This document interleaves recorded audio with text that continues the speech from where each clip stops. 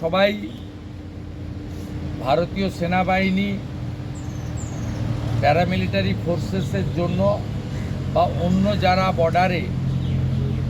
এই আপৎকালীন অবস্থাতে কাজ করছেন সকলের জন্য ভারতীয় সংস্কৃতি বা সনাতন সংস্কৃতি মেনে মঙ্গল কামনা, প্রেয়ার ইত্যাদি আমাদের দিক থেকে করা উচিত। এবং নিজ নিজ এলাকায় যদি কোনো আর্মি বা প্যারামিলিটারি পরিবার থাকেন যারা জম্মু কাশ্মীর, পাঞ্জাব এবং রাজস্থান বর্ডারে এই কাজগুলো করছেন,